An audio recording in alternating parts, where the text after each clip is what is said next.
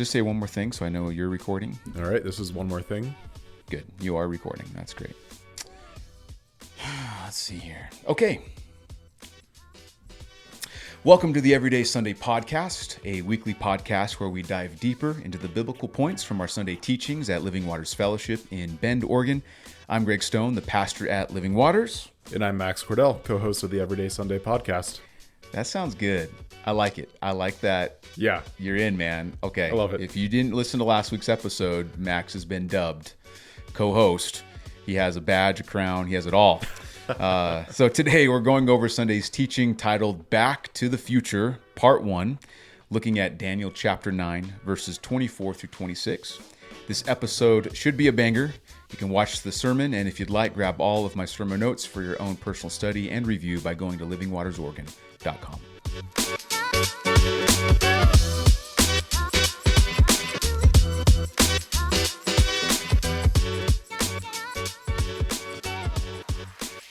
So, hey, we got to go on an adventure this last week together. Yeah, that was a blast. We went to Three Creek Lake, which, by the way, if you look up Three Creeks Lake, it doesn't show up. You have to use the singular Three Creek Lake because we had a hard time finding the location. But you went off-road, and our family decided to go, the luxury route on the paved highway. But we met up there, and that was an incredible lake, wasn't it? That was, gorgeous out there. Quiet, super nice. Yeah, you had a friend with you. We met some other friends, Mario and Sophia, went out there as well. It was actually their idea with their Jeep off-roading. And I decided that our van probably wasn't an ideal vehicle for off-roading. So probably a wise decision. Yeah, we couldn't fit all our kids into my truck. But man, if you've never been out to Three Creek Lake, I'm actually hesitant to tell you about this because I really don't want the world to know about it. It's kind of like when you find a fishing hole that has all the good fish and you don't want to tell anybody about it. I kind of feel like that's what we found at Three Creek Lake. Yeah. Because most lakes in this area are crowded and full of new Californians and tourists that you just kind of go to the nearest thing. This one, there was hardly anybody there. The beach is sandy. There's like this shallow water that you can go out into. The temperature's great. There's this creek that runs into it and looks like a waterfall. You can fish. I mean, everything about it. So that said, I couldn't recommend this lake enough. I think my wife was already telling me it's her favorite lake. We've been in Bend for 10 years, and we go there once, and she says it's her favorite lake. So I can't believe I've never heard of it. I mean, It's only an hour out of town. Yeah, it was nice. It's really sweet. So, hey, maybe we should have a church service out there. That'd be sweet. That would be cool. That's a good idea. Yeah, that'd be sweet. Oh, that's actually a really good idea. You could do baptisms out there. I mean, it would be a drive, but it would be fun. Yeah. I always enjoy baptisms at the lake. There's something about it. I mean, we don't have the luxury of the ocean like we see with Californians. I mean, we could go to the ocean, but it would be freezing. Yeah. The rivers are hard to get to anymore. But man, that would be a good spot for baptism. 1 hour drive out. Have a day at the lake of it. That's doable. Is that the right way to say it? Day of the lake of it? Day at the lake? Yeah. My English is always interesting. I don't know if we'll get to it this year because we've already scheduled it elsewhere, but that is a thought, especially like probably earlier in the summer when it's hotter. Right. I don't know, man. It's also the right weather right now. Okay. Well, who knows? Maybe we'll end up being out there. I have no idea. So anyways, Three Creek Lake. Go check it out. It's toward the Sisters Mountains. You'll absolutely love it. What else? You flew a drone out there. Yeah, that was fun. That was, I think only my second or third time flying this new drone that I got for my birthday. You just got it then? Yeah, just got it. And finally got to crash it, which always feels good to get the first crash. Yeah, it feels good to get a first crash. Yeah.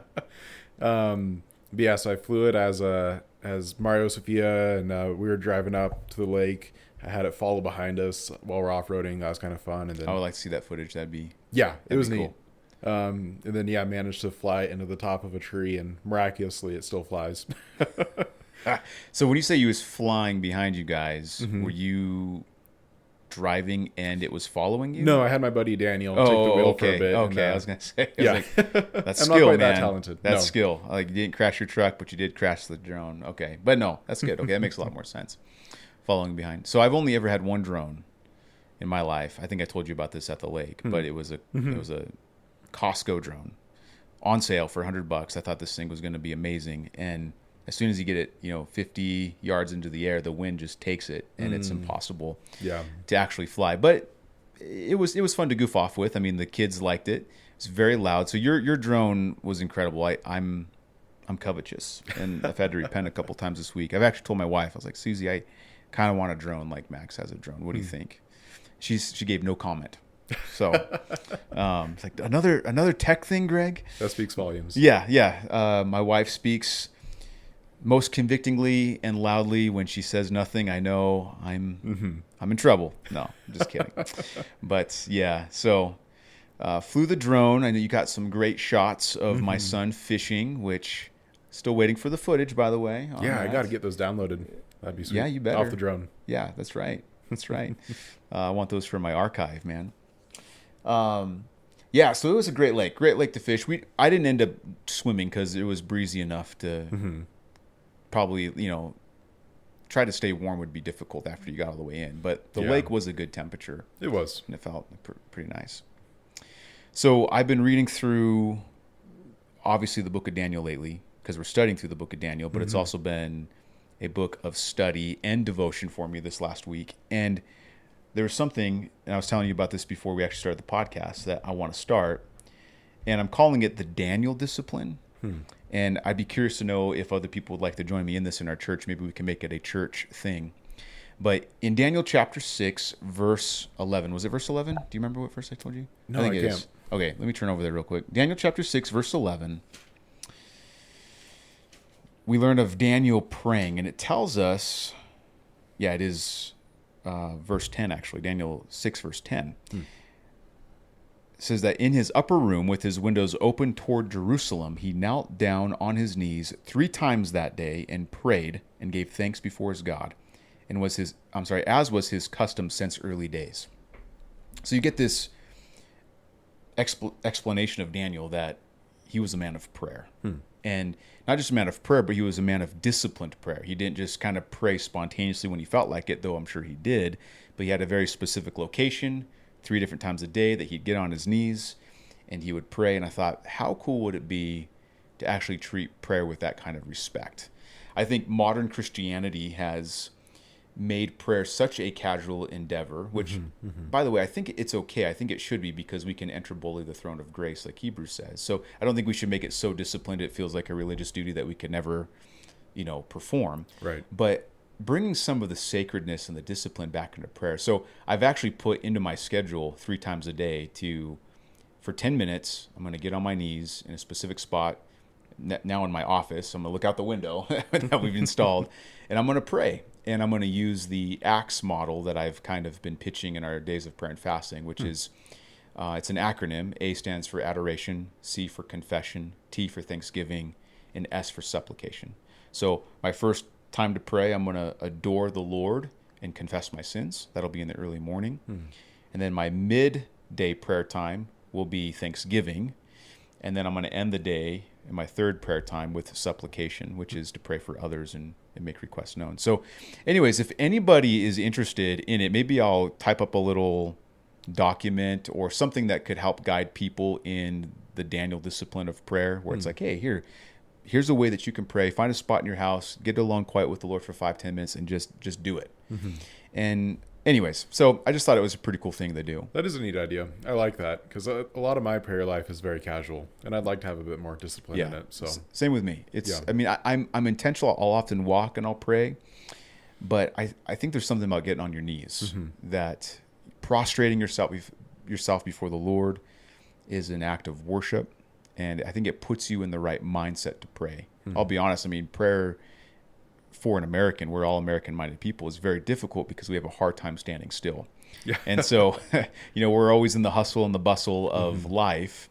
We don't understand the slow life, but prayer really makes you slow down and think about the Lord. And along with that, something else I'm learning about prayer is that, while our Heavenly Father is so gracious to receive all the requests that we ask of Him, prayer is also a time for before, just sitting still before the Lord and just listening, like adoring the Lord, contemplating God, I think is an important part of prayer. And so that's been something I've been thinking about a lot lately. I think that if there's anything that I want to know more about practically as well as biblically, it's the idea of prayer. And I think Daniel's discipline is a good starting point for that. Interesting. Yeah. So would you want one of those Yeah, absolutely. little documents? That'd be sweet. Yeah, I'll drone you while you pray. How about that? Drone? Yeah, I'm going to use your drone, and I'll catch a drone shot of you praying, and then you can share it with the world that this is how you do the Daniel discipline of prayer. An action shot of me praying. In an action shot. Do you think that would be counterproductive to prayer? A bit. Yeah, just a little bit. Along with prayer, though, is journaling. Do you journal, Max? You know, it's funny that you bring that up. That has been coming up for me this week. Journaling is something that my entire life I've hated. Yeah. I just hate writing in general. But it's something I've always really wanted to do. And so I've been forcing myself over this last week to journal more. Oh, that's cool. And I've actually really started to enjoy it. Yeah. I think the more that I do it, the more I'm going to enjoy it. Yeah.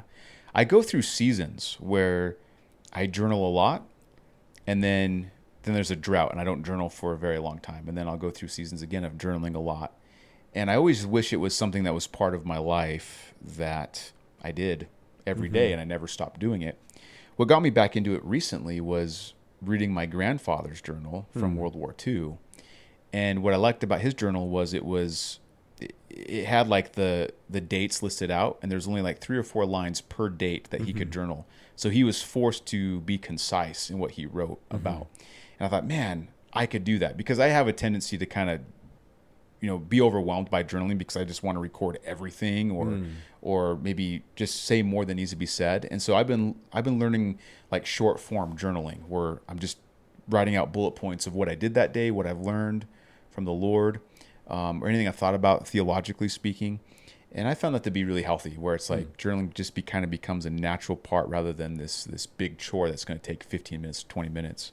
But journaling, it's a healthy thing to do. All the great men of God did it. I mean, you read George Whitefield, you read Jim Elliot, George Washington. All of these men were journaling men. And what a gift it was to have their stuff, and we can read back on it. And I think about my grandfather's journal, what a gift that is to read what he was going through in World War II. And I think, man, I want to be able to leave my kids with something, like my thoughts. Because, when you journal, you really are alone with God in your thoughts. And so, hey, we went from a Great Lake location to disciplined prayer to now you need a journal. I mean, this is a podcast in itself, just in our bantering. But anyways, yeah, what are you journaling?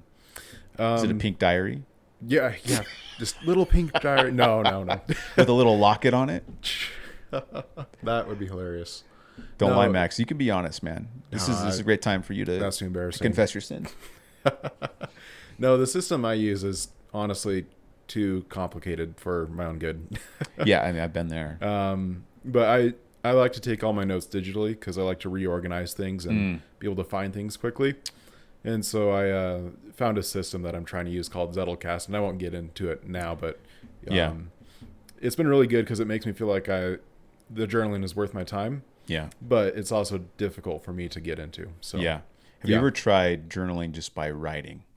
I have, and I can't stand it. Oh, really? Yeah. Okay, yeah. I know. There is something about it for me. I can't journal digitally.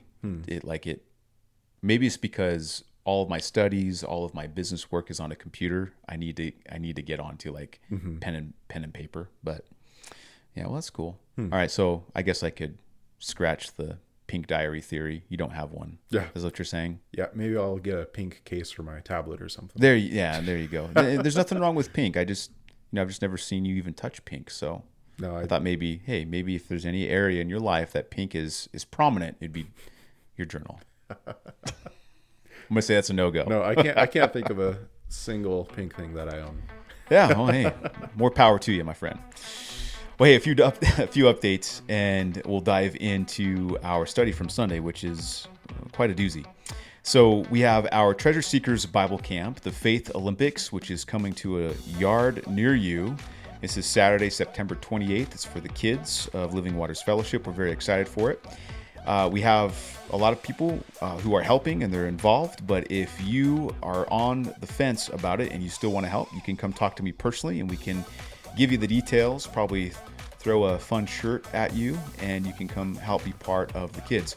Now, the help that's needed is not just, being there for the day and doing the games. It's also like, hey, coming help set up, helping break down and cleaning up. Max and I are going to be building a podium for the kids to stand on since it's the Olympics. So if you want to help out in a construction type of way, come talk to me. There's plenty of things that we can do to make this a special event. The more people that we have, kind of the more special we can make it for our kids. And then also we've scheduled for Sunday, September 15th after church is our baptisms this year. We're very excited for it. So if you would like to be baptized or rebaptized to show your dedication in following Christ, you can speak with me directly if you haven't already, or you can text baptism to our church number, and then I'll reach out to you that way because I'll know that you want to be baptized. And for now, we've already scheduled the place where it's to be, but maybe next year, as we said earlier, it could be at a lake, which would be pretty sweet. And Max, why don't you tell us about the next couple updates? Oh yeah, let's see. As for the next Koinonia dinner, that'd be it's going to be September 5th. Next week, that is August the 29th, we will not have a Koinonia dinner. We typically take the 5th week off of a month. So that'll be September 5th is our next one. Super excited for that. We're going to be getting into the Tabernacle of Moses. Oh yeah. Can't wait for that study. It's going to be so good. I've already been doing my preliminary studies on it. Yeah. Oh yeah. You weren't at Koinonia dinner last week, and I told everyone that you're going to be teaching, so now you're committed. Did you? So yeah, I think Max is going to take a teaching or two. Oh, that's funny. No, I'm excited. I hope you don't mind that I just kind of like threw that out there. I mean, I can't wait. Yeah, it's going to be good. Mm-hmm. All right. Well, hey, we are going to be in Daniel chapter 9 today. Our study from Sunday was titled Back to the Future, and while that might sound like a witty title, well, it's because it is. It also is very accurate to what we studied on Sunday, because we're looking at an old prophet's prophecy on future events. We're literally going back to see the future, is how I see it.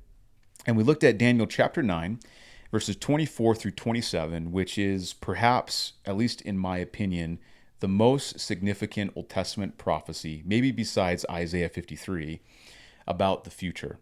And it has to do with a countdown clock that God has set for the world, which is all revolving around the nation of Israel and a coming ruler who is not Jesus, but an antichrist, in which God will judge. Now, since the text is so short, let me read it for context, and then we can kind of dive into the discussion of what we talked about and talk about different things to bring clarity to the subject. So Daniel chapter 9, verse 24, 70 weeks or 70 sets of 7 years, we'll say, are determined for your people and for your holy city to finish transgression, to make an end of sins, to make reconciliation for iniquity, to bring in everlasting righteousness, to seal up vision and prophecy, and to anoint the most holy. Know therefore and understand that from the going forth of the command to restore and build Jerusalem until Messiah the Prince, there shall be 7 weeks and 62 weeks. The street shall be built again, and the wall, even in troublesome times. And after the 62 weeks, so not after 62 weeks, but after the 62 weeks, which was mentioned earlier, okay, which is a total of 69, the Messiah shall be cut off, but not for himself. And the people of the Prince who is to come, that's the Antichrist, shall destroy the city and the sanctuary. The end of it shall be with the flood. Until the end of the war, desolations are determined. Now, we didn't touch much on this last verse. This is what we're going to be studying this Sunday. Then he, speaking of the Antichrist, shall confirm a covenant with many, that's Israel, for 1 week, that's 7 years. But in the middle of the week he shall bring an end to sacrifice and offering. And on the wing of abominations shall be one who makes desolate, even until the consummation which is determined is poured out on the desolate. Wow. So, our outline from Sunday was threefold. We looked at the plan, and the plan is clearly that 70 sets of 7 years are determined for Israel. That's the plan. That's 490 years total, right? We looked at the purpose of the plan, which was sixfold, and it's divided into 2 parts. God's plan for sin, which is pretty much to utterly do away with it, and then God's plan for righteousness, which is to bring in everlasting righteousness in which sin is no more, which we're all looking forward to that day. And then the parts of the plan. And we see here, on Sunday, I divided up into two parts. There's the first part, the first 483 years of the plan, which starts at the decree to rebuild Jerusalem. And then it ends at the crucifixion, the death of the Messiah. The second part of the plan, which we get to this Sunday, is the final 7 years of this countdown clock, which does not begin until the ruler to come, who's the Antichrist, confirms a covenant with the nation of Israel. Wow. Now, if we're going to be technical, there's actually three parts to the plan. If you look closely at verse 25, it says, "Know therefore and understand that from the going forth of the command to restore and build Jerusalem until Messiah the Prince," here it is, "there shall be 7 weeks," which is 49 years, "and 62 weeks," which is, what's the math? What's 62 times 7? 62 times 7? Let's do a little calculator. 434 years. Yeah, Max, I got it before you did. All in my mind. Didn't even cheat.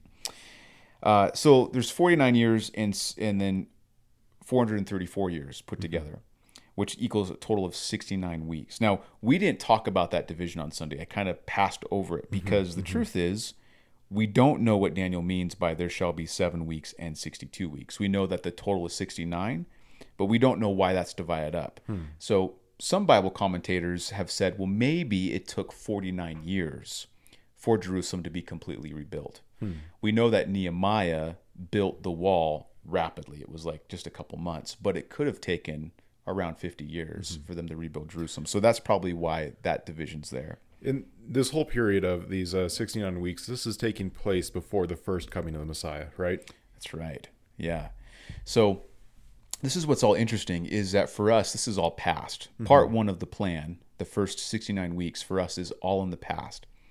Daniel is seeing this as the future, and it all unfolds the way that the vision declares. And so just for context, if we can remember, Daniel is a Jew who's been in Babylonian captivity for his entire life. He was taken as a young man, probably 11, 12 years old, with his friends. He became a prominent prophet in the land of Babylon under Nebuchadnezzar. And now he is in the final year of captivity, and he wants to know what's going to happen with Israel, because really there's been no prophecy about Israel after the captivity. Nobody really knew what was going to happen to them. They just knew the Messiah was going to come. So Daniel's seeking the Lord. Lord, what's going to happen to your people Israel? And this is where God gives Daniel the plan. Daniel probably passed away before this plan actually started, but he did show Daniel what would take place. Now, this has blown Bible critics out of the water. For the longest time, Bible critics have thought there is no way that Daniel actually wrote this. There's no way that Daniel foresaw this with this much specificity. There's no way that Daniel, there's so many things. And the reason why they say that, they thought this had to have been written by a prophet after Daniel. And they would use the Masoretic Hebrew text, which was 1,000 years after Christ. We didn't really have any early copies of the Hebrew Old Testament. And so no real Bible critic believed that the Bible could be this accurate about future events.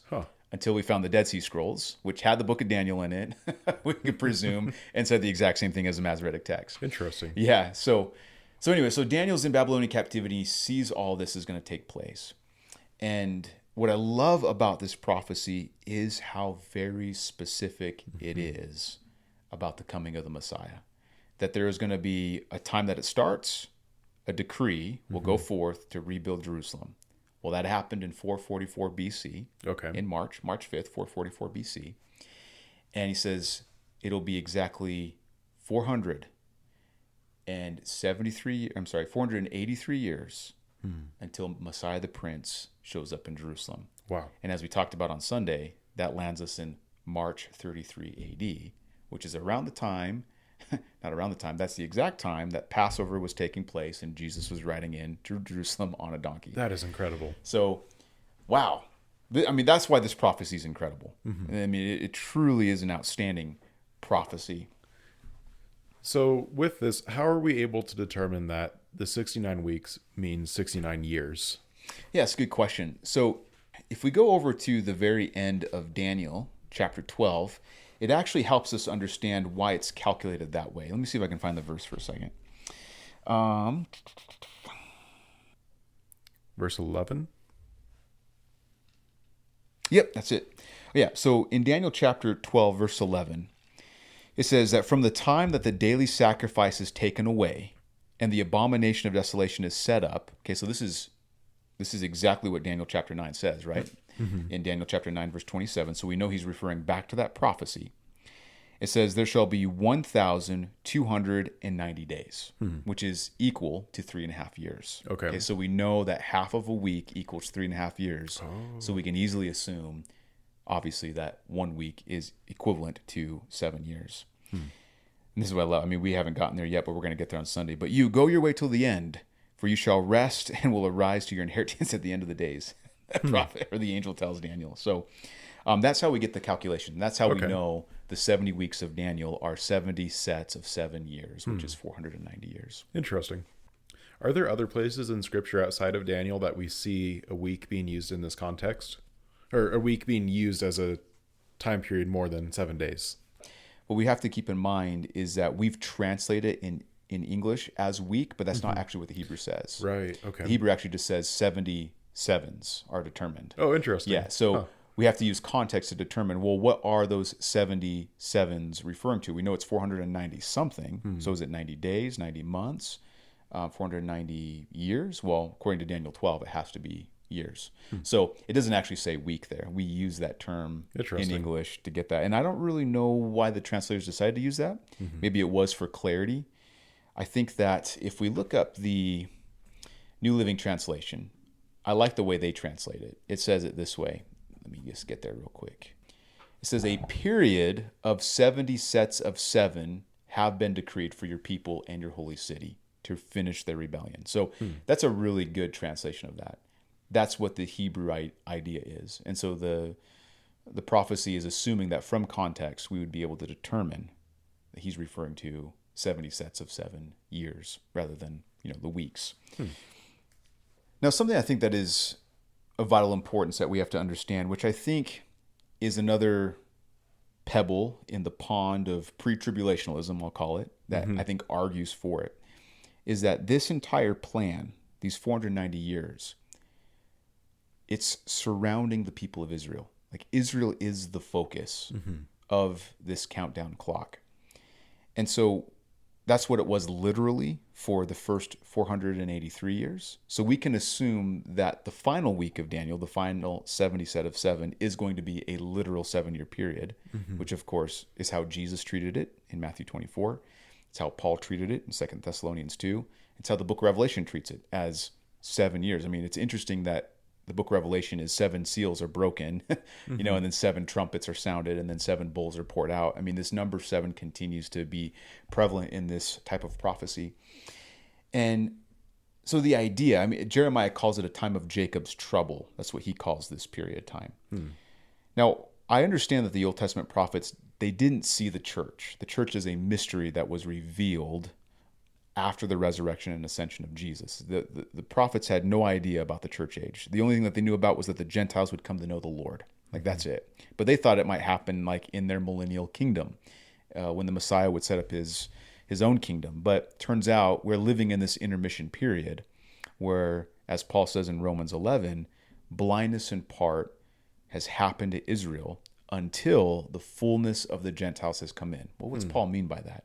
It means that right now God has turned his attention to the Gentile nations to bring them into salvation through Jesus Christ. That's kind of the irony. Remember, we studied that in our Branches series. It would make a lot of sense that the church would be raptured, since it's primarily Gentile, that it would be raptured prior to the 7-year period, tribulation, because God would refocus his attention back onto the nation of Israel. There wouldn't be this blended concept of like, who is God really focusing on right now? Right. So it does seem to me that the idea that this is specifically for Israel, it doesn't say, 70 weeks are determined for your people Israel and for the world, Yeah. or for Gentile nations who come to know you. it is all about Israel. And of course, when we read the book of Revelation, chapter 4 all the way through chapter 22 is all about the Jews. You don't see Gentiles really show up in the book of Revelation, at least believing Gentiles, other than a few sweeping statements of all tongues, tribes, and nations worshiping the Lord or being martyred. But generally speaking, we learn that Israel takes a center role. They become the primary character in the book of Revelation. They get saved. It's the same with Jesus in Matthew 24. The primary character in Matthew 24, when Jesus discusses the tribulation, is the people of Israel. And so why aren't the Gentiles addressed? That's what I want to understand. Gentiles aren't addressed in Daniel's prophecy. They're not addressed in Jesus's prophecy. They're not addressed in the book of Revelation. So it just really makes a lot of sense that if the Gentiles aren't addressed specifically, but Israel is very specifically addressed, it really makes sense that the Gentile church is raptured prior to the 7-year tribulation. When you say Jesus' prophecy, what do you mean by that? Yeah, so Matthew 24, Okay. where he talks about, there's going to be wars and rumors of wars and famines and earthquakes. He says, but the end is not yet. And then he goes on, he speaks about the tribulation of those days. And he even refers to Daniel's prophecy. He says, when you see the abomination of desolation set up, as Daniel the prophet says, he says, run for your lives. He says, let those who are in Judea flee. He's talking to the Jews. And then Matthew even puts a little parentheses in there. He says, let the reader understand. So he's referring to whoever's reading the Gospel of Matthew at that time needs to understand what Jesus' warning is. So Jesus is speaking to a group of Jews as if they are about to experience it right now. Interesting. And so actually, let me just turn there. Let me read it. You'll see exactly what I mean. Okay. And is this the area of Scripture that we call the Olivet Discourse? Yes. Okay. Yes, Matthew 24 is the Olivet Discourse. So yeah, you're correct. So now, Jesus sat on the Mount of Olives. This is Matthew 24, verse 3. The disciples came to him privately and said, tell us when these things will be. What will be the sign of your coming and the end of the age? So the context is end of the age. There's another context in there as well that Luke addresses, but to keep it focused, he goes on and tells his disciples that there's going to be famines, pestilences, earthquakes. These are just the beginning of sorrows. There's going to be tribulation. They're going to kill you. False prophets will rise up. So all of this, I think, we are experiencing in a lot of ways. But then he tells them, therefore, when you see, this is Matthew 24, verse 15, when you see the abomination of desolation spoken of by Daniel the prophet standing in the holy place, whoever reads, let him understand. Then let those who are in Judea flee to the mountains. Wow. Who lives in Judea? The Israelites. The Israelites, right? Let him who is on the housetop not go down or take anything out of his house. Let him who is in the field not go back to get his clothes. But woe to those who are pregnant and those who are nursing babies in those days. And pray that your flight may not be in winter or on the Sabbath. Why would he include the Sabbath there? Well, because the Jews are the only ones that don't do anything on the Sabbath. Interesting. For then there will be a great tribulation, such as not been since the beginning of the world until this time, no, nor ever shall be. And unless those days were shortened, no flesh would be saved.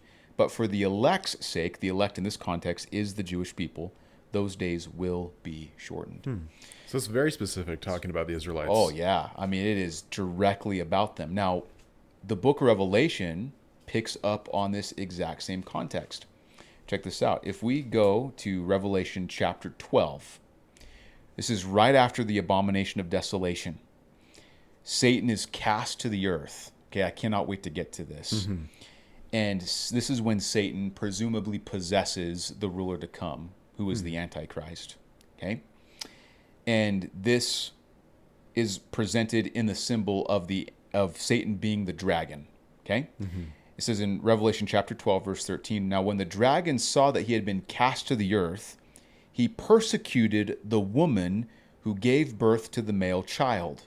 Now the woman who gave birth to the male child symbolically is the nation of Israel, according to Revelation 12, verses 1 and 2. Okay? So we know this is speaking about the nation of Israel. But the woman was given 2 wings of a great eagle, that she might fly into the wilderness to her place, where she is nurtured for a time, that's 1 year, times, that's 2 years, and half a time. So again, 3.5 years. Interesting. From the presence of the serpent, of course, who is Satan. So the serpent spewed water out of his mouth like a flood after the woman, that's Israel, that he might cause her to be carried away by the flood. So this speaks of an intense persecution that the Antichrist is going to give against the people of Israel. But the earth helped the woman, and the earth opened its mouth and swallowed up the flood, which the dragon had spewed out of its mouth. And the dragon was enraged with the woman, and he went to make war with the rest of her offspring, that's the Israelites, who keep the commandments of God, that's very Jewish, and have the testimony of Jesus Christ. So even the book of Revelation declares that the abomination of desolation is going to be a time centered around the Israelites being persecuted by the Antichrist. So much to the point that, like Jesus says, run for your life. And then we see them even doing that here in Revelation 12.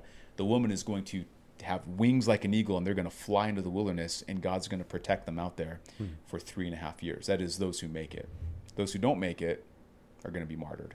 Wow. Yeah. So pretty significant. So this is, again, everything about the context of the 7-year tribulation is Jewish. It's a very Jewish context. And I said this a few times, I think, on Sunday mornings as well as the podcast. It's interesting that there are over 800 allusions to the Old Testament in the book of Revelation. It's written as if the Jewish person should understand it the moment that they pick it up, right? And I think it's because during the tribulation, the Jews are going to be the ones primarily reading the book of Revelation. And so they would understand it without having a greater context of the New Testament. They would just understand it from its Old Testament allusions, which is pretty cool. So can you break down the sixfold purpose of this plan that you mentioned in your sermon? Yeah. So this is really, it's actually really easy because it just gives it to us in Daniel chapter 9, verse 24. And it's preceded by the word to, right? So it says 70 weeks are determined for your people and for your holy city. And then here it is, to finish transgression, that's number 1. To make an end of sins, that's number 2. To make reconciliation for iniquity, that's number 3. To bring in everlasting righteousness, that's number 4. To seal up vision and prophecy, that's number 5. And to anoint the most holy, which is either the most holy one, speaking of the Messiah, or the most holy place, speaking of Jerusalem or the temple. So this is God's sixfold purpose of the plan. He's letting Daniel know, Daniel, what I'm about to share with you is not just what's going to happen after Israel returns to its land from exile. I'm going to tell you what's going to happen for the rest of human history. Like this, I'm telling you that when this countdown clock starts, it is leading toward the end of time. And that end of time, Daniel would make no mistake, is when sins are completely taken care of and righteousness finally reigns on the earth. Now, we can't appreciate the same way that the Jews would appreciate this prophecy, because especially like the Psalms of David. David's Psalms were rich with this desire to see God reign, God's righteousness permeate the land, when the wicked would no longer be ruling and reigning over the righteous, but one day the righteous would finally rule and reign over the wicked. And there even being no more wickedness whatsoever, that God would purify the land and purify the whole earth, starting in Mount Zion, which is Jerusalem, and then leading out through the rest of the world, right? So Daniel would appreciate this. When God says, I'm going to end sin, I'm going to bring in everlasting righteousness, you know that Daniel is thinking of David's words. You know that Daniel is thinking of the prophecies, even all the way back to, for instance, like from Jacob to his sons in Genesis chapter 49 and Genesis chapter 50. These things are all very real to Daniel. And so he knows this is the time of the end. He knows, oh, wow, this is not just about what's going to happen to us when this is all done. This is what's going to happen when God's done with everything. What is his plan? And so the first three purposes deal with sin. The last three purposes deal with righteousness, is how I put it on Sunday. Now, what I think is most significant about these six purposes is probably the first one. It says to finish the transgression, it says. It's not just transgressions in general, which is what's addressed next, to make an end of sins. He says to finish the transgression. And it would seem to me that the context of the transgression that this prophecy is referring to is Israel's sin. Israel has constantly been in rejection of God's plan. Like if you think about that, from the very, very beginning, ever since God brought them out of the land of Egypt, they have insisted on rebelling against God. Yeah. That's why that first generation spent 40 years in the wilderness and they died out there. The second generation, they came into the land. They conquered the land, most of it, but they didn't push out all of the Amalekites and the Canaanites like God commanded, so they became a thorn to them. And then God gave them judges, and I think it was like for about 400 years. So again, there's that 400-year period mark again. It says that they rebelled against God of heaven, and then God would send them a judge who would deliver them, and then they'd rebel again, and God would send them and went over and over and over through this. Finally, God gave them a king because they rebelled against God's desire to be a theocracy. So he wanted to be like other nations. So again, they're always like messing with God's plan. God continues to allow his permissive will to take place. Like, okay, fine. If you're not going to do it my way, then I'll be gracious to you your way. But just know that if you do it your way, this is what's going to happen. And sure enough, everything that God said would happen, happened. So the time of the judges, well, let's just go back. The time through the wilderness, the time in the land of Canaan, the time of the judges, the time of the kings, all of this was against God's plan. It was rebellion against God. And now they're ultimately in punishment for being in rebellion against God in the land of Babylon for 70 years. And so Daniel, he's just overcome with this. That's why this whole chapter is about him praying to God and interceding for their sin, because he's like, man, we have been rebellious since the very beginning. And so you got to think that Daniel, he's very old at this point.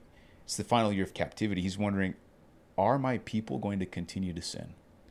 Are my people, even if we go back to the land, what hope do we have? We continue to rebel against our God.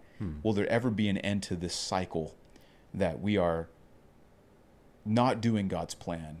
When will sin finally be done away with? And that's where you have this incredible purpose from God. He says from the very beginning, the very first purpose that he gives, I am going to finish the transgression. That is the transgression of Israel. They will no longer be in rebellion against me when this plan is complete. And that's what we see happen. Paul tells us in Romans that at the fullness of the Gentiles, all of Israel will be saved.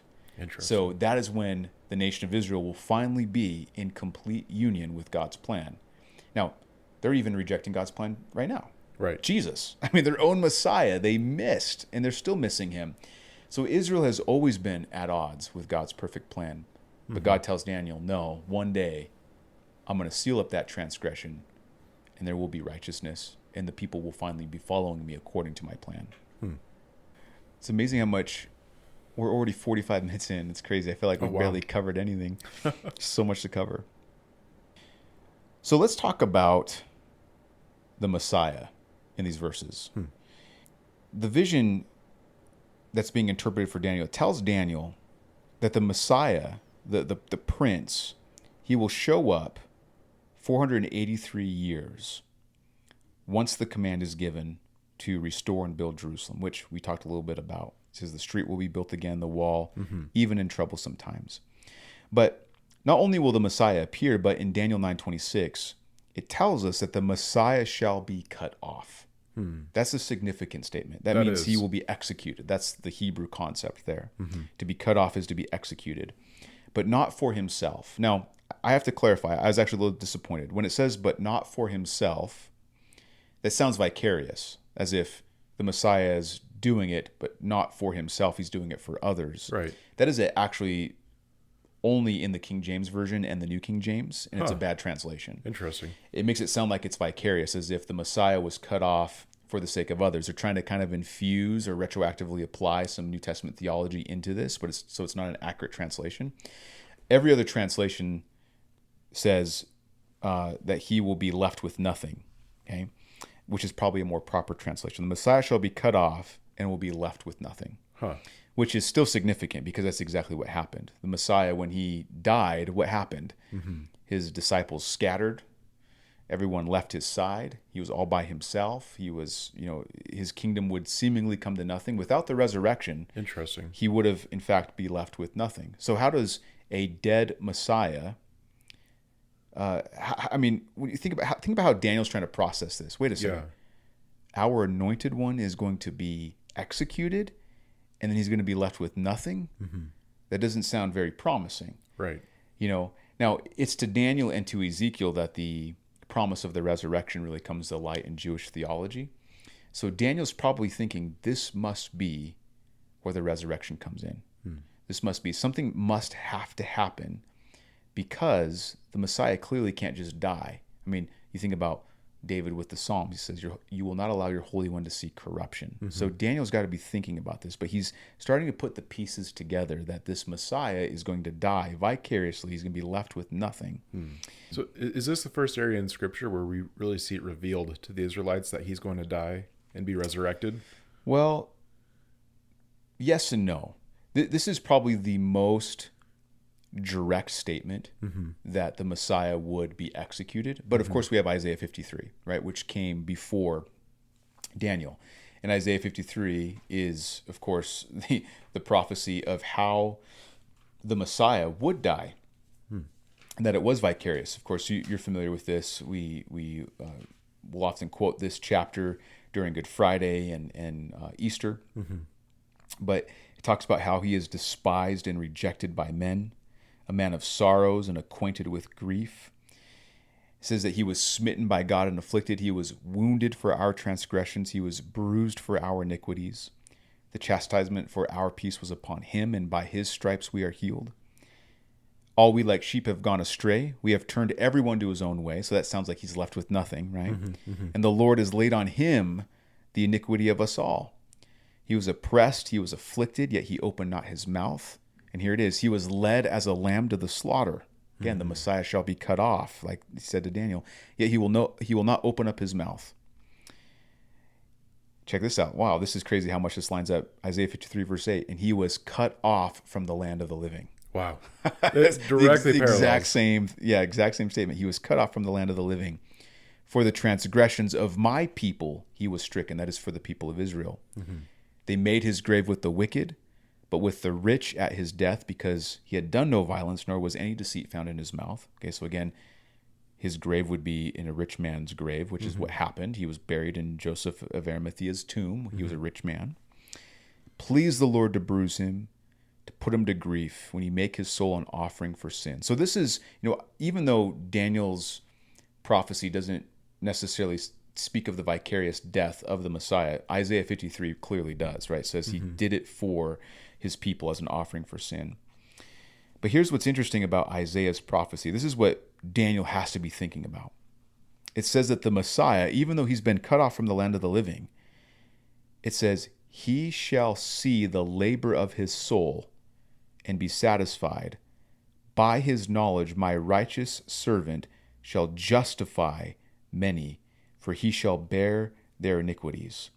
And it goes on to say that God will divide the spoil of him with the strong, because he poured out his soul into death, and he was numbered with the transgressors to make intercession with the transgressors. Now here's the question. How does a dead man, how does he see the labor of his soul and be satisfied? Unless he comes back to life? That is interesting. Yeah. So Isaiah 53 implies that there is a resurrection from the dead of the Messiah. So I'd like to think that Daniel's like, oh, okay. Like if he's really thinking about this prophecy, this lines up with what Isaiah says. Isaiah also said that God's anointed one would be cut off from the land of the living. This is the time when the Messiah is going to bear the iniquities of the people, which is also what makes sense with Daniel's prophecy, because that's part of God's sixfold purpose for the plan, to make an end of the transgression, to make an end of sins, to make reconciliation for iniquity. I mean, you can take Daniel 9 as almost an abbreviated version of Isaiah 53. It's very cool. So Daniel's thinking about all these things, but what Daniel's prophecy declares that's different than Isaiah's is how God intends to close up everything through a false Messiah, which is the Antichrist. Yeah. Is there's going to be an Antichrist, a false Messiah, a false ruler to come, who will appear to be, to them, and all these things we're going to get to talk about this Sunday, appear to them to be a person who is there for help. He's going to make a covenant with them. But what he really ends up doing is he becomes the greatest persecutor of the Jews that there ever was. Yeah. So it's this kind of crazy inversion. You have The real Messiah show up. The Jews don't believe him. False Messiah shows up. The Jews do believe him. The real Messiah shows up. He loves them unto death. False Messiah shows up. He persecutes them unto death. Yeah. I mean, the Antichrist is truly everything that Jesus did, he did the opposite.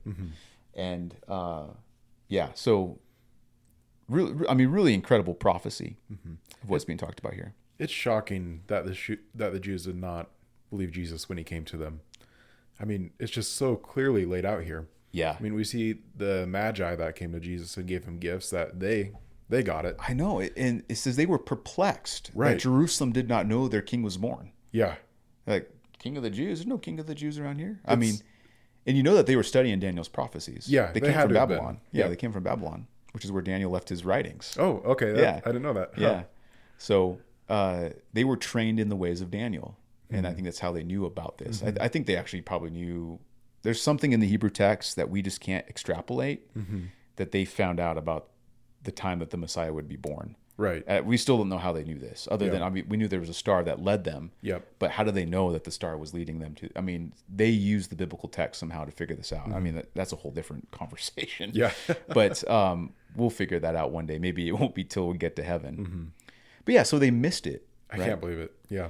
Now, I've heard people say, well, okay, so let me back up. Jesus says at his second coming, no one knows the day or the hour. He's going to come like a thief in the night. Now, we often think that Jesus says that about the rapture, and that is true. The rapture will be like a thief in the night. It's going to be an imminent occasion where in the twinkling of an eye, you will be transformed, like Paul says in 1 Corinthians 15. But every single time that the phrase thief in the night is used, he's actually referring to his second coming. He says, when they say peace and safety, sudden destruction is going to come upon them. If you're not watchful, I will come upon you like a thief in the night. And he's referring to his second coming. So everyone says, well, that can't be true. Well, how could Jesus come surprisedly as a thief in the night if we know it's going to be exactly 7 years from the time that he confirms a covenant? Right. It's like, well, wait a second. You do realize that the Jews missed the exact timing of the first coming of the Messiah, even though it was exactly 483 years. You don't think that they're just going to miss another occasion? That's why Jesus says in Matthew 24, after the Jews have run into the wilderness, he says, listen, there's going to be false Christs who say, look, I'm the Messiah, come out to me. He says, do not listen to them. They're trying to draw you out. You'll know when I'm coming when you see the Son of Man coming in the clouds of heaven with power and great glory. And so we have to remember that just like the Jews missed it the first time, they weren't calculating the time as they ought to have done. Jesus is trying to warn them again, don't miss it a second time. You missed me the first time. Don't miss it a second time. It's only 7 years. And, to be honest with you, I think that those 7 years are going to be so chaotic. I think cosmically, people are going to lose track of time anyways. That's fair. I honestly think, this is getting a little bit into the discussion for next week, but I have to say it as a preface maybe. I honestly think that the one event that really describes why the world will go into economical chaos and why the world will need a new confederation of kings and a new world leader, what kind of event would create that kind of environment? It'd have to be the disappearance of millions of people. The rapture. Yeah. That's the only thing that makes sense to me. Now, it may not be, but it does seem to me that something as catastrophic as the rapture on the implications of what it would have on the world economy. Just imagine what it would do. Yeah. It will require a brand new government of the world to be able to move forward. And I think that's where the Antichrist comes in. And as John says in his epistle, the spirit of the Antichrist is already here. Yeah. He's just waiting to be revealed. Yep. And so, yeah. Yeah, it makes you wonder, what kind of deceit is going to happen during the rapture. What excuse is going to be given for it. Yeah. Not to get, too deep into that, but it does make you wonder. Oh, totally. I mean, I also think it's going to pull away the curtain of the supernatural. So, we kind of think of something like the rapture being like something that's stuck in the comic books and right? You know, Sure, or yeah. like the Marvel movies, you know, where there was the blip. Remember, I don't know if you've seen the Marvel Oh, yes, movies, yeah. and they all disappear because Thanos, you know, snaps his fingers and Yep, people yep. disappear for a while. All of this is very make believe, Mm-hmm, pretend to mm-hmm. the modern mind. But when it happens for real, just like it does, like, you know, for instance, in the comic books, everything changes. People begin to realize there is something unexplainable Mm-hmm. about what has happened. And now we have to acknowledge something supernatural or something extraterrestrial, right? I mean, Right, right. there's going to be this discussion because how else do you explain the disappearance of millions of people? Yeah. Especially when all those people are all Christians. Right. I mean, people are going to be able to connect the dots pretty quickly. Yep, yep. Now, what's interesting is in Revelation 13, it tells us that the Antichrist, who is the beast, and his false prophet, who is also a beast, it says they're going to perform great signs and miracles. So the miraculous will come back into the modern mind. Right now, we're very anti-supernatural in our society. The Western society is very anti-supernatural. Right. They won't be during the tribulation. Everything is going to be so different, so supernatural, so demonically driven. People will be forced to acknowledge the supernatural, and they will do it at the expense of their own soul to stay comfortable, which is why they'll get the mark of the beast, blah, blah, blah, blah, blah, right? It's going to be pretty extraordinary what takes place. So that is, as Daniel 9:26 says, this is who the prince to come, whose people destroys the city for the first time, which takes place in 70 AD in Jerusalem. He is that same prince that's going to confirm a covenant with the people. And this Sunday, we're going to talk more about the exact plan that this prince is going to make. Now, contrary to what a lot of people think, and I've never processed this before until my own studies this week, I really don't know if I really don't know if the Antichrist will be a world ruler until the abomination of desolation. Oh. I think he's going to share his authority as Daniel chapter 8 and Revelation chapter 13 say. I think he's going to share his authority with the confederation of 10 kings. But then he's going to be the one who rises to power. He's going to subdue 3 kings, as we're going to learn. So he goes to war. He appears to have been injured in that war. And then he's going to come out on top. And he's going to kind of take on a Hitler imagery, Right. where he thinks he's invincible. And that's where I think he commits the abomination of desolation. Okay. And then Interesting. begins, you know, he's possessed by Satan, takes Yep. over the world, blah, blah, blah. True villainy. Yeah. Classic fashion. You ever watch Pinky and the Brain with the old Animaniacs cartoons? I haven't. I know it, but no. Yeah. Okay, so you know, if you're not familiar with it, it's just a stupid cartoon I grew up with, and it's 2 rats. One's name is Pinky, and he's an idiot, and the other one's name is Brain. He's a short little rat with a big head. But the episode always starts the same, and Pinky always asks Brain, "What are we gonna do tonight, Pinky? Or what are we gonna do tonight, Brain?" And Brain says, "What we do every night, Pinky. Try to take over the world." And that's exactly what the Antichrist is going to do. He's going to bring the world under his authority through miraculous signs and wonders, through having power over the economy. He's really going to be the only one with a stacked hand. He's going to have all the nukes, whatever it is, and the world will be forced to listen to him. And unless you are the 144,000 sealed Jews of that time, which we'll get to in Revelation chapter 14, or you flee with the Jews into the wilderness to be protected, you will be facing a very difficult time. So anybody who's listening to this who does not know the Lord Jesus Christ, do not be fooled. God will not be mocked. His plans will come into place. Don't miss his coming. Amen. Amen. Thanks for listening to the Everyday Sunday podcast. Hope to see you this Sunday at Living Waters Fellowship. We currently meet at the Boys and Girls Club of Bend. We start at 10 a.m. and our live stream begins at 10:45 a.m. For more information, teachings, and devotions, you can visit our website at livingwatersoregon.com. Be blessed, and as you go out, experience resurrection life in Jesus Christ.